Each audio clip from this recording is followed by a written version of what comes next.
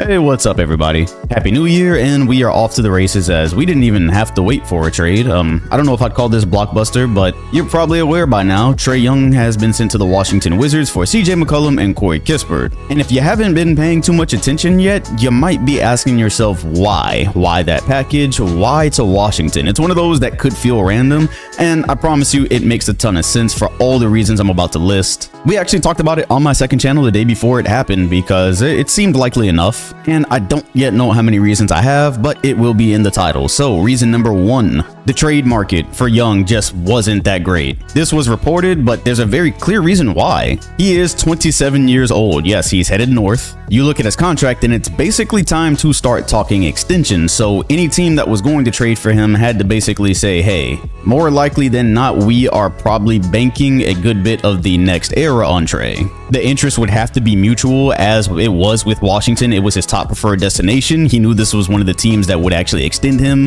If it was going to be a team that wasn't, he would be a little more than a rental. But he could really only leverage this with teams that want to trade for him. And the number of contending teams that probably wanted to trade for Trae is, I'm not gonna lie, in 2026, probably zero. Yes, there are a good bit of contending teams that could probably use a great shooting point guard who is also a great playmaker. None of those teams need a PG that's going to come in and crater their defense. Just put it out there. He is small. He does not play good defense. Even if he tries, he is the one opposing teams will attack. Which we can go out of order a bit that kind of leads straight to number two. It is now the Jalen Johnson era in Atlanta. This has been pretty obvious the entire year. Even if you were just stat watching, you see their eye popping, but if you actually watch Jalen play, it's ridiculous. He's not likely reached his potential. He's still in like his early-ish mid-20s. And while he isn't great at defense himself, he doesn't have the auto size problem. When ATL did not have Trae this year, they had actually worked up to around 12th in defensive rating. With the way the rest of this team is built, athletic,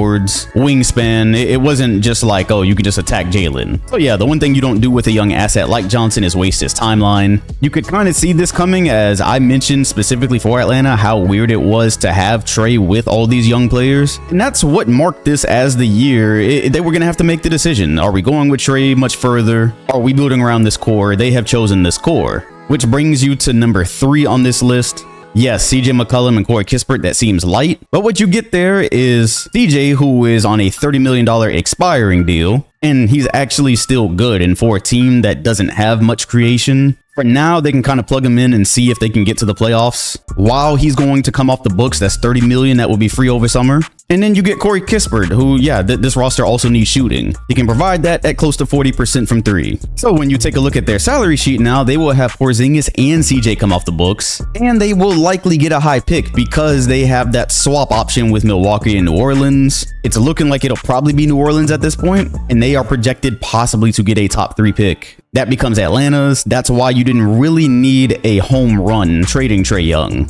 You didn't need a ton back. You weren't even going to get a ton back.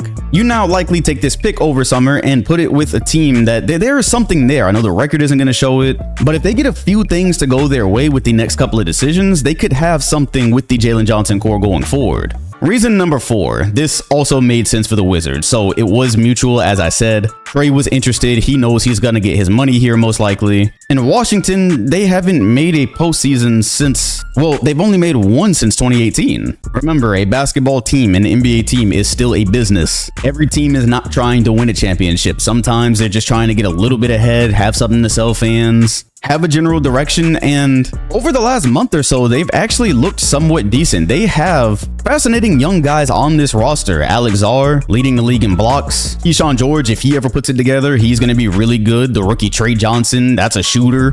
Bub will likely start coming off the bench, which might just be better for him, even though he's been playing better in the last month. And so you add what at his best is still a top level PG to a team that already wasn't that good at defense anyways. In the Eastern Conference, it seems like it's just going to infinitely be similar teams near the play-in, so they can probably rationalize a world where they start to point back towards the postseason, have what is still a marquee name in the league next to their young guys who are still developing.